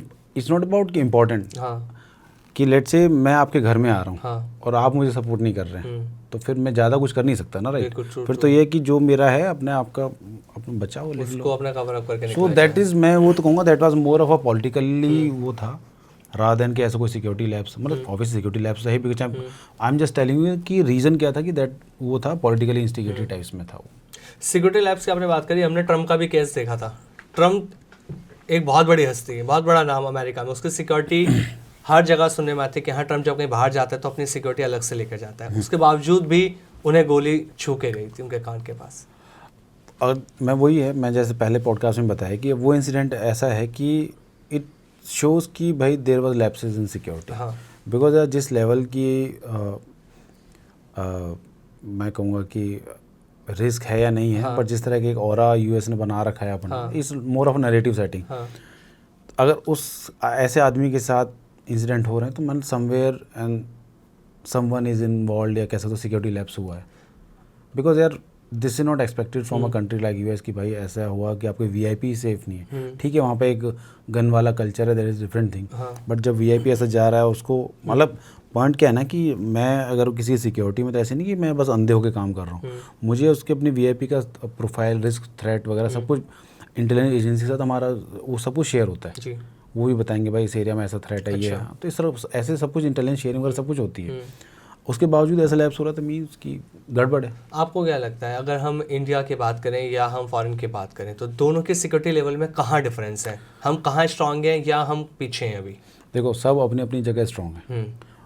मैं ये नहीं कहूँगा कि भाई यूएस का बेकार है, रशिया का अच्छा है, इंडिया का बहुत बढ़िया है, नहीं, सबका अपना अपना है। बिकॉज ये जो सिक्योरिटी प्रोफाइलिंग है, जो सिक्योरिटी डिटेल्स है, किसको कितनी सिक्योरिटी मिलेगी, that depends on the risk profile of the VIP. अच्छा, उसके ऊपर डिपेंड करता है। जैसे मैं आपको एग्जांपल दूं कि मोदी जी हैं और मनमोहन सिंह जी थे, रिस्क प्रोफाइल दोनों का अलग है, राइट? और मैं तो कहूँगा कि बहुत ही ज़्यादा फ़र्क है। हाँ। तो उस हिसाब से सिक्योरिटी भी, आर्किटेक्चर भी इवॉल्व होता है, चेंज होता है। तो मैं वही, ये है कि अल्टीमेटली जिसको सिक्योरिटी मिल रही है उसके ऊपर डिपेंड करता है कि सिक्योरिटी कैसे रहेगी, सिक्योरिटी कैसे काम, राइट? लेट्स से मैं कहीं जा रहा हूँ, तो do you really think so कि मुझे उस तरह का सिक्योरिटी प्रोफाइल की ज़रूरत है? नहीं। पर वहीं कहीं मोदी जी जाएंगे, यूएस प्रेसिडेंट, तो वो है। तो ये कहना बहुत मुश्किल है कि भाई किसका अच्छा है, किसका बेकार है। आपने बहुत सारे वीवीआईपीज़ के साथ भी काम किया और बड़े बड़े लीडर्स के साथ, हमने आपका अखिलेश जी के साथ देखा, सीएम योगी आदित्यनाथ के साथ देखा, तो इन सब के सिक्योरिटी में जब आप थे तो सबसे बड़े चैलेंजेस क्या रहे आपके सामने? चैलेंजेस, मज़ा कहाँ आया? मज़ा तो नहीं है, because it's more of a mentally tiring job. Because आपको जब आप एक बार ऑन ड्यूटी हैं तो you have to mentally alert. बेशक से आपको वो जंगल वाला थ्रेट नहीं है कि हाँ भाई गोली आएगी, बट ये जो जैसे रील्स में दिखता है ना कि हाँ भाई चश्मा लगाए घूम रहे हैं, बैठे हुए हैं, एक जो लाइव दिखती है, ये ऑन ग्राउंड टोटली अपोजिट है। अच्छा। इट्स वेरी मेंटली टायरिंग और फिजिकली टायरिंग। आप खड़े हो तो 8-8 घंटे खड़े हुए हो आप, ठीक है। कभी ऐसा कुछ हो गया कि भाई आपको समटाइम्स ऐसे मोमेंट्स भी आते हैं कि आपका लंच भी मिस हो गया आपका। अच्छा। सुबह का खाया हो सकता है, रात को खाओ आप। तो पॉइंट, मैं I am just telling the realities कि ऐसे होता है, but you can not take excuse कि भाई मैंने खाना नहीं खाया, मैं अब ढंग से नहीं कर पाऊँ। No, this is not excuse. आपको इस चीज़ के लिए ट्रेन किया जाता है, ठीक है, आपको तो करना तो है, करना ही है, उसमें you can not give such excuses. तो रही बात कि क्या क्या सबसे बड़ी जो डिफ़िकल्टीज़ हैं, डिफ़िकल्टीज़ यही है कि जैसे आपने बताया ना कि एकदम वीआईपी का प्लान चेंज हो गया, तो यार यू हैव टू मतलब फिर आपको पूरा लाइसेंस करना है, किससे बात करनी, क्या करना है, जो अरेंज हो पाएगा, मतलब इट्स मतलब ऑल्ट। वीआईपी ने तो बोल दिया, अब उसकी हेडेक नहीं है, सारी हेडेक आपके ऊपर आएगा, पूरा सिक्योरिटी डिटेल वगैरह लाइनअप वगैरह करना, सब चीज़ वो है। दूसरा क्या है कि जहाँ पर क्या कहते हैं, कई बार ऐसा होता है जहाँ आपको वीआईपी किसी ऐसी जगह जा रहा है जहाँ पर वो स्टेट सपोर्ट नहीं कर रहा उतना, तो वहाँ पर दिक्कतें आती हैं। सारी प्लानिंग करनी पड़ती होगी अलग से? नहीं, प्लानिंग तो करते ही हैं, बट वो हो सकता है कि उस हिसाब से वो जो हमें चीज़ें चाहिए उस हिसाब से चीज़ें नहीं देते हैं। एक गाड़ी का पर्टिकुलर हम बोलते हैं कि भाई इतने 5 डोर व्हीकल होना चाहिए, इतनी गाड़ी होनी चाहिए, कंडीशन ऐसी होनी चाहिए, तो नहीं होता है वो। तो आपने जो, जैसे मैंने योगी आदित्यनाथ और अखिलेश यादव का नाम लिया, इनके अलावा और किन किन लीडर्स के साथ आपने सिक्योरिटी दी है? मुलायम सिंह जी थे जो अभी तो नहीं रहे वो, उनके मतलब वो तो खैर ज़्यादा उनके साथ मूवमेंट हुआ नहीं, बिकॉज उस टाइम वो ज़्यादा मतलब फिट नहीं थे, मतलब ठीक नहीं थे वो। गुलाम नबी आज़ाद जी हैं, उनके साथ भी 1-2 प्रोग्राम किए हैं। अच्छा। और राजनाथ सिंह जी, उनके साथ काफ़ी किया है मैंने। तो सबसे यादगार पल कौन सा रहा सिक्योरिटी में अभी तक का कि हाँ यार वो मोमेंट मेरे लिए बहुत मेमोरेबल रहा? कुछ तो स्पेशल हुआ होगा। हाँ, एक बार मैं ये अपने डिफेंस मिनिस्टर के साथ ही गया हुआ था। अच्छा। सूरत गए थे हम। ये जो हमारी जो आरटी गन है वज्र K9 करके, उसका इनॉग्रेशन हुआ था। अच्छा। तो वो मैंने ही करवाया था जी। तो that was a good exposure. मतलब एक कोई इवेंट आपके सामने वो इनॉग्रेट हो रहा है, आप you are part of it, so it's good. अच्छा, जब आप नक्सलवाद एरिया में थे कोबरा में, एक सवाल मेरा छूट गया था कोबरा से रिलेटेड, वो ये था कि एक कमांडो के अंदर ना डर आता है या नहीं आता? आपके जहन में कभी रहा कि नहीं? डर, क्योंकि रास्ता डर तो सबके साथ है। नहीं देखो, एक कमांडो के साथ डर होना बहुत बड़ी बात हो सकती है। देखो मैं तो ये कहूँगा डरना बहुत ज़रूरी है। हाँ, ठीक है, जैसे बोलते हैं ना बहादुरी और बेवकूफ़ी में बहुत कम फ़र्क होता है, ऐसी डर और डरपोक में बहुत कम फ़र्क होता है। मैं कहूँगा डरना इसलिए ज़रूरी है कि एटलीस्ट उससे आप अलर्ट रहते हो। हाँ, ठीक है, एक हो गया कि मुझे तो कुछ हो ही नहीं सकता, हाँ, तो आप बहुत सारी ब्लंडर करते हुए चलते हो फिर, तो आपके मरने के चांसेस बढ़ जाते हैं। हाँ, मैं डर उतना बोल रहा हूँ, इतना डर ताकि आप अलर्ट बने रहो। अच्छा, वो डर होना बहुत ज़रूरी है। ओके, और रही बात कि डर हो कि भाई मर जाएंगे वो हो जाएगा, तो वो तो शायद नहीं, कि मतलब ऐसा नहीं है कि कांटेक्ट हुआ तो हम डर गए सहम गए, नहीं वो नहीं, कांटेक्ट हुआ तो इस मीन्स की बात अब तो 3 गुना एनर्जी हो गया, बस एनर्जी हाई हो जाता है। तो वो वाला डर नहीं है। बट हाँ, वो एक कॉशन वाला डर तो हमेशा मैं तो कहता हूँ सबके अंदर होना चाहिए। वो ज़रूरी है, बिकॉज वही डर आपको बचाता भी है। बिल्कुल। हाँ, उस तरह का डर। और कभी ऑपरेशन फेलियर हुए? हाँ, ये भाई फेलियर्स तो is a part of your job, वो तो होंगे ही होंगे, और वही आपको सबसे अच्छे लेसन दे के जाते हैं। अच्छा, तो आप क्या कहते हैं, इवन मेरे साथ नहीं, इवन जो भी कोई भी जवान जेसी ऑफिसर किसी भी एसएफ का हो, कुछ भी हो, फेलियर तो सभी देखते हैं। मतलब you might lose your man, you might lose, आप ऑपरेशन कुछ गड़बड़ हो गई, कुछ टेक्निकल लैप्सेस हो गए या कुछ ऐसा हो गया, तो फेलियर्स चलते रहते हैं। तो फेलियर ऐसा है कि it's part of your job, और फेलियर्स आपको लाइफ, मैं ही नहीं कह रहा कि आप एसएफ में आ गए तो फेलियर्स होंगे, इवन आप नॉर्मल लाइफ में भी लीजिए फेलियर्स होते हैं, फेलियर से आपको लेसन दे के जाते हैं। और जो एक लाइफ है ना, चाहे मैं एसएफ में या आपकी नॉर्मल लाइफ है, फेलियर्स तो होने हैं, और ये मूवी नहीं है कि भाई मैं गया और अकेले घुस गया जंगल में, मार के आ गया, सबको तहस न गोले उड़ रहे हैं, वो तो life is not a movie, movie is for entertainment. But हाँ, एक्चुअल लाइफ में सब फेलियर्स देखते हैं। ऐसा कोई भी, मैं कहूँगा कि ऐसा कोई भी ऐसा बंदा नहीं हो जो कहता है कि जी हमने तो फेलियर कभी देखे नहीं, हम तो जहाँ गए वहाँ छक्के ही मारे, ऐसा नहीं होता। सचिन 0 पे भी आउट हुआ, सचिन ने 100 भी मारी, ठीक है, तो वो रहता है। That is true for everyone. Failure से हमें चीज़ें सीखने को मिलती है, फेलियर से हमें घबराना कभी नहीं है। घबराना नहीं है, बट आपको फेलियर्स को ऐसे लेना है, शुड हैव अ कंस्ट्रक्टिव, आपकी ग्रोथ होनी चाहिए उसमें। ये नहीं हो कि फेलियर्स लेके आप हो गए अरे यार अब तो कोई बचाएंगे, आगे बढ़ना है भाई, आगे इसमें रुकना नहीं है। आप सीखो और आगे बढ़ो, ताकि वो सेम गलतियाँ आगे दोबारा ना, if you are repeating same mistakes then आप कुछ सीख नहीं रहे उनसे। अच्छा, तो आपने लाइफ में कभी ऐसा लगा कि यार लगातार रिपीटेड चीज़ें हो पा रही हैं, उनसे कैसे बाहर निकलना है? जैसे मिस्टेक्स की आपने बात करी, रिपीटेड मिस्टेक बहुत सारे लोग कर देते हैं अपनी लाइफ के अंदर, और फिर वो वहीं फंसे रह जाते हैं।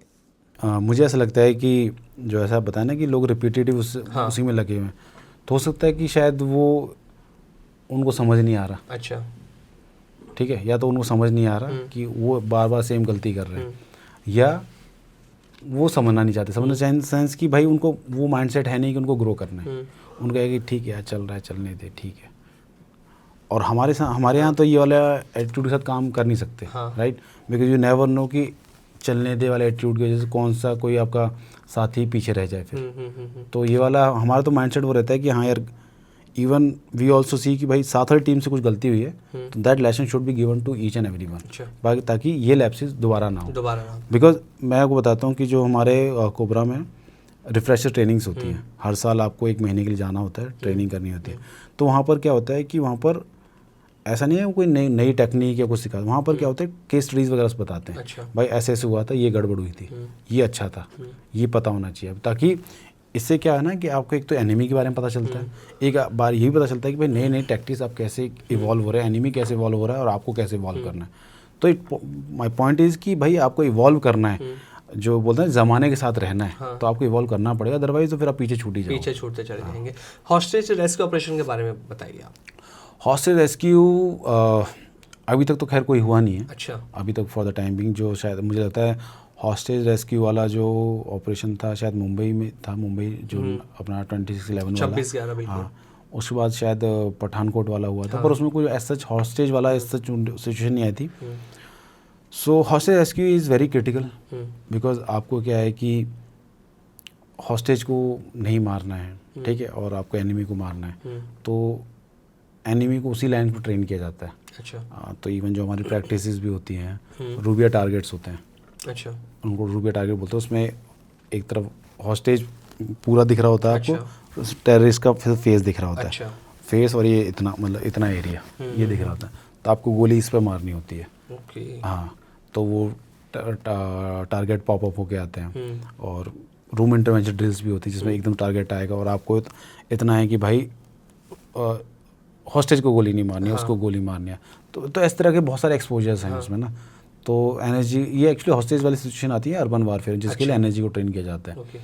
तो वहाँ पर दुनिया भर के इंटरवेंशंस हैं, क्लोज क्वार्टर बैटल में कैसे कैसे करना है, किस किस तरह के वेपन को कैसे यूज़ करना है, कैसे कैरी करना है और चार्ज कैसे लेआउट करना है। जब लेट से कोई रूम इंटरवेंशन कर रहे हैं, दरवाज़ा लॉक है और बहुत एडवांस इक्विपमेंट्स भी हैं, एक्सरे वॉल एक्सरे वगैरह है, अच्छा। नैनो ड्रोन्स वगैरह हैं, तो दुनिया भर का है आदरम से। चीज़ें अपग्रेड हो चुकी हैं। हाँ, चीज़ें अपग्रेड हो चुकी हैं। हाँ, 26/11 जब हमला हुआ था मुंबई का, उसके बाद से एनर्जी की अगर हम बात करें तो क्या बदलाव देखने को मिला है? मैं तो कहूँगा एनर्जी का नहीं, मैं तो कहूँगा पूरे देश के सिक्योरिटी आर्किटेक्चर में बदलाव आया है, specially if I talk about कि जिसमें काउंटर टेररिज्म को लेकर आप देखेंगे कि आफ्टर 26/11 एक तो एक प्रिपेयर्डनेस आई है। बिकॉज आप देखेंगे कि जो 26/11 वाला जो क्राइसिस इतना इसलिए बढ़ गया कि स्टेट जो नॉट स्टेट मीन्स कि इंडिया एज अ गवर्नमेंट उनको समझ ही नहीं आ रहा था करना क्या है। एनर्जी 2 दिन से तैयार बैठी है, तीसरे दिन आप उड़ा के लेके जा रहे हो, तो they are not able to take decision. वहाँ क्या था, पहले जो पुलिस थी, मुंबई पुलिस थी, आई एम नॉट सेइंग कि उन्होंने काम अच्छा नहीं किया, बट वो इतने ओवरवेल्म्ड हो गए थे कि मतलब उनकी कैपेबिलिटीज़ वो हो गई थी। और मैं तो शायद मैं भी पता नहीं लोगों को पता ना हो, पर जो मार्कोस थे जिन्होंने वहाँ पर चीज़ें बचाए रखी 26/11 में मार्कोस का MARCOS was the first responders. हाँ, MARCOS was the first responder जिन्होंने चीज़ों को वहाँ पर संभाल के कंट्रोल किया। हाँ, एनर्जी ने चलो ठीक है वहाँ गए वाइंड अप, मैं नहीं कह रहा एनर्जी ने बहुत अच्छा काम किया, but Marcos were the first one जिन्होंने वहाँ पर जाकर रिएक्ट किया और चीज़ें संभाल रखी, स्पेशली ताज और आई थिंक नरीमन वाले उसमें। और अभी जो पहलगाम में हुआ, इतना बड़ा इंसिडेंट हमने पहलगाम में देखा, वहाँ पे कौन सा सिक्योरिटी लैप्स हुआ? क्योंकि पहलगाम में आप टूरिस्ट प्लेस पे हमला हो रहा है, आतंकवादी वहाँ पहुँच पा रहे हैं, तो वहाँ पे लो पॉइंट क्या था? आतंकवादी तो यार पूरे कश्मीर में ही है, ऐसा नहीं कि पूरे कश्मीर में, लेकिन एक जहाँ पर टूरिस्ट है, वहाँ टूरिज्म वहाँ पे मौजूद है, उसके बावजूद वहाँ पे हमला हो रहा है। हाँ, तो देखो ऐसा कहीं रिटर्न नहीं था कि भाई टूरिस्ट पर अटैक नहीं हो सकता, but there was a unwritten rule, you can say unwritten understanding between terrorist और लोकल्स कि भाई टूरिस्ट पर अटैक नहीं करना है बिकॉज हमारी रोजी रोटी वाला है। बट यहाँ पर वो जो अनरिटन रूल था वो ब्रेक हुआ, बिकॉज इस रूल की ब्रेक होने की वजह से वहाँ पर जो लोकल लोग हैं उनकी रोजी रोटी बहुत फर्क पड़ा। हाँ, तो अब आप देखो कि ऑब्वियसली बात है कि आप कोई पहलगाम गए? हाँ बिल्कुल, मैं गया हूँ। तो जो एरिया है वो जो मीडो है वहाँ चारों तरफ जंगल है, चारों तरफ जंगल है, और वो ऐसा एरिया है कि यार आप ना चप्पे चप्पे फौज नहीं रख सकते हैं, ठीक है। It's very difficult to keep फौज, क्योंकि जहाँ से वो रास्ता दिखाया कि यहाँ से आए थे, वो रास्ता पूरा पीछे जंगल है, वहाँ पे कुछ ऐसा नहीं है। मैं खुद गया हूँ, 1 साल पहले मैं वहीं था।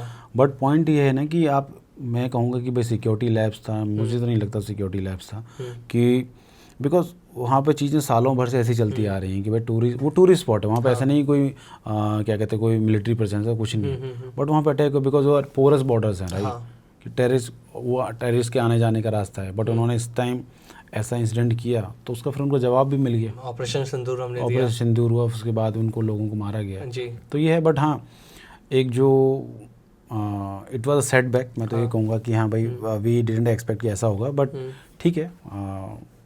एक चीज़ और सर, आपने किसी ऑपरेशन में अपनी डेथ को बिल्कुल करीब से देखा है? अगर देखो ऐसा है कि मौत वाला, तो ऐसे काफ़ी सारे इंसिडेंट हैं। एक बार हम जंगल में जा रहे थे, मतलब we were in actually core area, तो मेरा स्काउट निकला है, मैं निकला हूँ, मेरा पीछे बड़ी निकला है, और 5वें बंदे को ना कुछ ज़मीन में कुछ दबा हुआ दिखा। अच्छा। हाँ, मतलब ऐसे कि मैं यहाँ से गया हूँ तो मेरे बस आधे फीट की दूरी पर ही हम लोग वहीं से गुजरे हैं, आधे फीट की दूरी पर, तो कुछ दबा हुआ दिखा। तो उन्होंने बोला ऐसा कुछ दबा हुआ, तो हमने वही जो हमें ड्रिल किया, बीडी वाला बंदा है उसने निकाला, तो देखा कि उसमें 10-10 किलो के आईडीज दबे पड़े थे। मतलब पॉइंट ये है कि अगर मेरा स्काउट उसके ऊपर पैर रख देता, या मैं रख देता, या मेरा बीच वाला बंदा रख देता, तो वो फटता। तो मतलब अगर बीच वाला जो मेरी टीम का बंदा बीच में था वो रखता, तो लगा लो कि 5-6 बंदे इधर से गए, 5-6 बंदे उधर से गए, उसका तो बहुत ही तगड़ा दिमाग। हाँ, तो एक ये है, आईडी से बचे हैं। और दूसरा ये है कि कांटेक्ट चल रहा था हम उसके जो जहाँ पर वो क्या बोलते जो एनिमी रुके हुए थे यहाँ पर, वहाँ घुस गए थे हम। तो उनका करते करते मेरी एनकाउंटर चल रहा है, ठीक है, एनकाउंटर चल रहा है तो एक दो लोगों को पैर आईडी पे पड़ गया। अच्छा। तो उनसे बहुत छोटी आईडी थी, ऐसा नहीं कि उनको बहुत ज़्यादा स्प्लिंटर इंजरीज हो गई। अच्छा।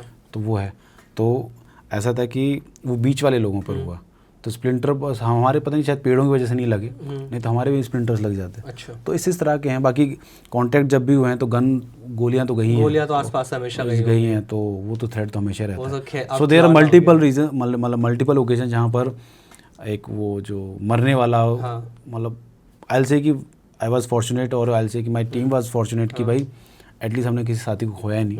बाकी मौके तो ऐसे बहुत थे जहाँ पर अच्छा खासा था। शोध ऊपर वाले ने सब कुछ बेहतर करा। बिल्कुल बिल्कुल। अच्छा, फिल्मों में हम देखते हैं, बहुत सारे रियल में भी देखने को मिलती हैं ये सारी चीज़ें कि कमांडो अगर किसी सिक्योरिटी में खड़े हैं तो आप उनके सामने कितना भी हंसी मजाक चल रही है, कितना कुछ चल रहा है, वो एकदम सीरियस ब्लैक चश्मा लगा रहता है, बस उनको जहाँ देखना है वो उनके आइज़ अब इधर जा रही वो भी कोई नहीं देख सकता। इतना सीरियस मोड में कैसे रह पाते हैं? देखो जो आप हंसी मजाक वाला कर रहे हो तो उसमें यार ये है कि जो हमारी ड्यूटी है ना, अगर मैं हंसी मजाक में लग गया तो then I am compromising on my duty, because मेरा ध्यान उधर चला गया। मेरा ध्यान तो कहीं और रहना चाहिए ना।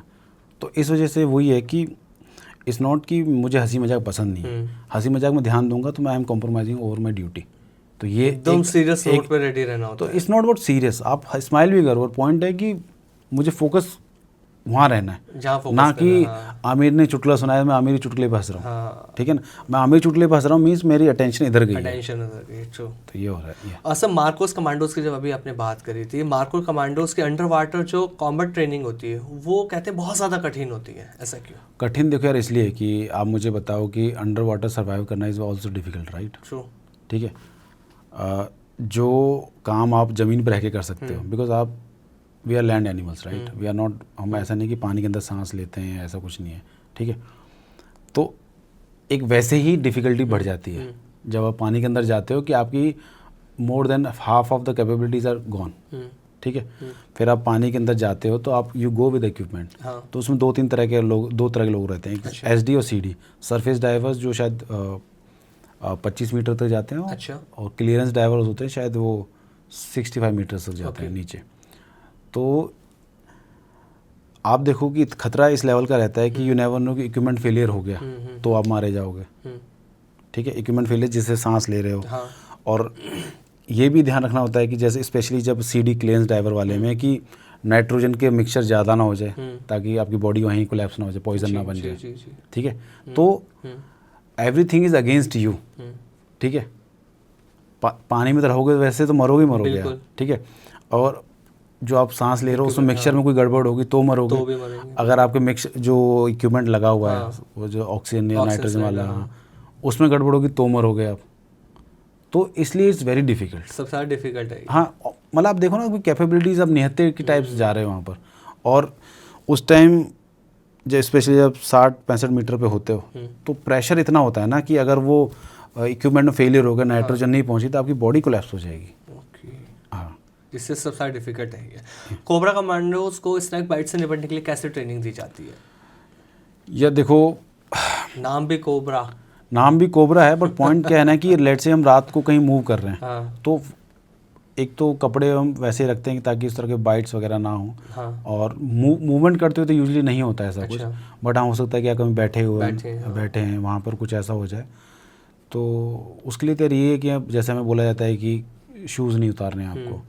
ठीक है, जंगल में शूज़ उतारने हैं तो थोड़ी देर उतारो, आपके सामने रहना चाहिए। ऐसा नहीं शूज़ उतार के आपने रख दिए और आप इधर ध्यान है, ऐसा ना कोई उसके अंदर सांप या बिच्छू जाके बैठ जाए अंदर। बिकॉज शूज़ आपके थोड़े गर्म रहते हैं। ठीक है, बाहर का मौसम से उनको काफ़ी कोजी टाइप फील होता है शूज़ के अंदर। तो इसलिए ऐसे छोटी छोटी चीज़ें जो बताई जाती हैं, बहुत ज़्यादा ध्यान रखने की। हाँ, बाकी ये है कि यार आप कहीं बैठे हो, कहीं आपको सांप ने डस ही लिया या कुछ हो गया तो आपको ये बताया जाता है कि भाई ये ध्यान रखना है कि किस तरह के आपको सांप ने डसा है, ताकि ये पता रहे कि वो वेनमस है या नहीं है। क्योंकि जंगल में जो भी सांप ये नहीं कि वो सब सारे जहरीले। ऑलमोस्ट अराउंड जो इंडिया में है 80% सांप जहरीले नहीं है। आपको उनका पैटर्न देखना होता है, किस तरह का पैटर्न बना हुआ है उसका, कि वो पाइथन है क्या है, किस तरह कौन सी वैरायटी का है। ठीक है। एटलीस्ट चलो आपको नहीं पता, एटलीस्ट जब किसी एंटीडोट वगैरह के लिए आप जाओगे, डॉक्टर को तो बताओगे भाई इस तरह का सांप था। हाँ, वो बताना होता है। तो ये है। आर्मी में हमने एक चीज़ बहुत सुनी है, कहा जाता है कि आर्मी के अंदर टैटूज अलाउड नहीं है, ऐसा क्यों? देखो, this is more of a medical वाला क्वेश्चन, बट टैटू इसलिए अलाउड नहीं है कि जो ये टैटू होता है ना, ये इन्फेक्शन वगैरह भी इनसे हो सकते हैं। अच्छा। ठीक है, ब्लड में या जो से, तो actually tattoo banana is not safe. मैं ये नहीं कह रहा जो जिसने टैटू बनवा रखे हैं वो सारे ही मतलब गड़बड़ अनुसार, नहीं, ऐसा नहीं है। बट ये है कि tattoo banana is not safe. और अलाउड की बात ये है कि जहाँ तक जो मेरा ध्यान है, because this is not my expertise, तो कुछ एक साइज़ का टैटू आप बना सकते हैं जिसमें आपका नाम लिखा हो या ऐसा कुछ हो, वो अलाउड है आइडेंटिटी के लिए से। हाँ, वो भी अंदर की तरफ। अच्छा। अंदर की तरफ हाँ। वो आप अलाउड है। बाकी ऐसा नहीं कि आप कहीं भी आपने बनवा लिया। तो I have seen many rejections, चाहे ऑफिसर रैंक पे भी, इवन जवान रैंक पे भी, जिन्होंने कुछ टैटू वगैरह बनवा रखा है, तो उनको इसी बेस पर आउट भी कर दिया। अच्छा। हाँ। और आर्मी के सब कहा जाता है कि ना जो इनकी पनिशमेंट होती है वो सबसे ज़्यादा कठोर होती है ड्यूरिंग प्रोबेशन वगैरह। हाँ, वो तो पार्ट ऑफ प्रोबेशन है, मतलब। तो कुछ शेयर कीजिए सर। ऐसे तो बहुत सारे हैं। हमारी सुबह मॉर्निंग में क्लास थी, तो अच्छा। हमारी पीटी वगैरह हुई। हाँ। हमने ब्रेकफास्ट किया। हाँ। मतलब ये सारी चीज़ें जितने मैं आपको आराम से बता रहा हूँ, इतना आराम से वहाँ तो भाग दौड़ सांस फूल रही होती है। ठीक है, सुबह उठते तैयारी शुरू। हाँ, वहाँ सुबह उठना क्या, सो ही नहीं पाते तो उठ क्या रहे हैं। ठीक है, तो वहाँ पहुँचे आप, अपना पिट्ठू विट्ठू लिया, नेक्स्ट क्लास के लिए जा रहे हैं, तो उसमें दौड़ते हुए जाना है आपको। ठीक है, चाहे आपके पास आधा घंटा है या आपके पास 5 मिनट, आपको दौड़ते हुए ही जाना है रोड पर। अच्छा। मतलब रास्ते में, नॉट रोड या रास्ते में। हाँ। पैदल नहीं चल सकते आप। Okay. This is the rule. ठीक है, तो वहाँ पर हम जा रहे हैं, एक इंस्ट्रक्टर आया कि आप लेट हो गए। हमें पता हम लेट नहीं है। हाँ। ठीक है, भाई हमें पता है कि हमारे पास 5 मिनट है जी। तो आप बहस नहीं सकते। अच्छा। हाँ, कि ये नहीं कह सकता नहीं उस्ताद आप टाइम देखो, ये देखो। कि ठीक है उस्ताद, कह रहा ठीक है, आपने 18 kg का पिट्ठू लगा रखा है। ठीक है, कह रहा वो हो जाओ, घुटनों के बल आ जाओ। फिर उसने घुटनों के बल चलाया सड़क पर हमारे। ठीक है, तो ऐसे ऐसे कर जो भी चले वहाँ पर लोग। तो आपके सामने ये फेस आया कभी कभी? हाँ, आपको पनिशमेंट मिला हो? ये तो मैं अपना ही बता रहा हूँ। अच्छा। ऐसा नहीं मैं किसी और को बता रहा हूँ, ये तो मैं अपना ही बता रहा हूँ। और जहाँ वेपन सफाई होती है, यहाँ आर्मोरी बोलते हैं जिसको, जहाँ कोत होता है हमारा, वहाँ पर क्या है कि वेपन सफाई तो कम, वहाँ पनिशमेंट ज़्यादा चल रही होती है। हाँ, तो वहाँ पर 3 फीट चौड़ी नाली है। ठीक है, तो नाली के ऊपर बैंड करवा देंगे आपको। अच्छा। 2 हाथ उधर पैर इधर, तो आप ऐसे बने हुए हो। उस पर आधा घंटा छोड़ दिया आपको। ठीक है, वो चल रहा है जी। और वहाँ पे बैरिकेडिंग हो रखी है, अराउंड 6 फीट की वॉल है। ठीक है, उसके ऊपर पैर ऊपर हाथ नीचे, आप बस इसी पोजीशन में चल रहे हैं बस आपका। तो ये इस तरह का चलता रहता है, लोग गिर रहे हैं फिर खड़े हो रहे हैं, गिर रहे हैं, तो इस तरह का मतलब हाथ कांप रहे हैं, जो भी है। बट नॉन स्टॉप आर्मी वाले सबसे ज़्यादा डिसिप्लिन वाले होते हैं। आई वॉन्ट से कि बिकॉज ऑफ पनिशमेंट, बट हाँ वो फेस देखा है ना, क्योंकि इसलिए डिसिप्लिन ज़रूरी हो जाता है। मतलब मैं ये नहीं कहूँगा कि पनिशमेंट की वजह से डिसिप्लिन होते हैं, ऐसा कुछ नहीं है। तो आपकी लाइफ में डिसिप्लिन कब आया? जब ट्रेनिंग में थे या उससे पहले ही था कि भाई अब तो आर्मी में जाना तो डिसिप्लिन में रह के रहना पड़ेगा? नहीं, एक्चुअली ये चीज़ है ना, ट्रेनिंग में ही, मतलब डिसिप्लिन इन द सेंस कि देखो आप, इट डिपेंड्स कि आप डिसिप्लिन को कैसे डिफाइन कर रहे हैं। डिसिप्लिन मेरे लिए तो इतना है कि भाई सही टाइम पर सही जगह पर सही ड्रेस पहन के खड़े हो जाओ, दैट इज डिसिप्लिन। ट्रू। ठीक है, और मेरे लिए तो ये है डिसिप्लिन। बाकी ये बोलो कि भाई आपके क्या मायने हैं डिसिप्लिन, तो मुझे पता नहीं। मेरे लिए तो डिसिप्लिन इतना है, सीनियर को सीनियर, जूनियर को जूनियर तरह ट्रीट करना। रिस्पेक्ट आप किसको कहाँ कैसे दे रहे हो, वो सबसे बड़ा डिसिप्लिन का रूल है। ये है बस। अच्छा, पर्सनल लाइफ में क्या अप डाउन्स आए आपके जब आप कोबरा कमांडो से एनएसजी में थे? क्या पर्सनल लाइफ के अंदर अप डाउन्स देखे आपने? कुछ नहीं, लाइफ तो वही रहती है, एकदम उछल कूद चलती रहती है आपकी, तो कोई अप डाउन कुछ नहीं। लाइफ का जो ट्रेजेक्ट्री ऊपर ही चल रहा होता है, सो आपका एक्सपोजर बढ़ता रहता है और क्या बोलते हैं, नई नई चीज़ें सीख रहे होते हैं। प्यार व्यार करने का मौका मिला नहीं मिला कभी? छोड़ा कमांडोज की लाइफ से बाहर निकल के भाई प्यार व्यार करूँ नहीं करूँ? हाँ, तो था ना, AK-47 थी साथ में। तो वही प्यार होता है भाई, वही प्यार वही बचाता है आपको। जी जी जी जी। ठीक है ना, अगर आप सोच रहे हो दूसरा कोई प्यार आपको बचाएगा, तो नो, एनिमी दूसरे प्यार के चक्कर में नहीं रुकेगा, एनिमी को AK-47 नहीं रुकेगी। प्यार अपने हथियारों से ही रखना है। बिल्कुल बिल्कुल, वेरी ट्रू। एंड गर्लफ्रेंड वही रहती है। सोना बाबू के चक्कर में तो कोई पास से गुजर जाएगा। नहीं, सोना बाबू है भी तो वही है। ठीक है सर, लास्ट में एक अब रैपिड फायर आपके साथ करना है, और बिल्कुल एकदम ना फायर वाला चाहिए मेरे को, जैसे आप हमेशा जोश में रहते हैं ना, वही वाला। एनएसजी का एक वर्ड में आपके लिए क्या है? डिसिप्लिन, लाइटनिंग या प्रिसीशन? लाइटनिंग। ब्लैक कैट का असली मीनिंग स्टेल्थ या फियरलेस? बोथ है।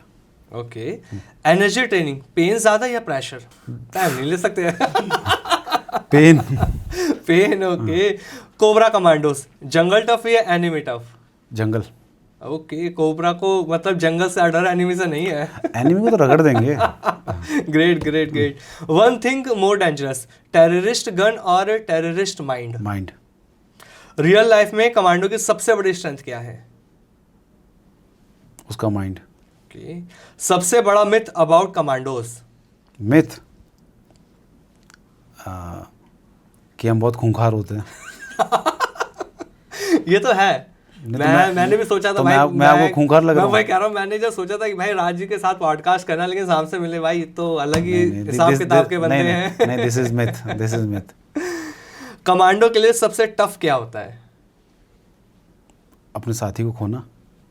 चलो, एक डर जो कमांडो एक्सेप्ट करता है बट आम लोग नहीं कर पाते? डर, you can die any time. मतलब any operation can be last operation. Security का गोल्डन रूल क्या है? ट्रस्ट नो वन या always stay alert? Both. Both. अगर कमांडो को डिस्क्राइब करना हो एक लाइन में तो आप क्या कहेंगे? कमांडो को डिस्क्राइब करने एक लाइन में,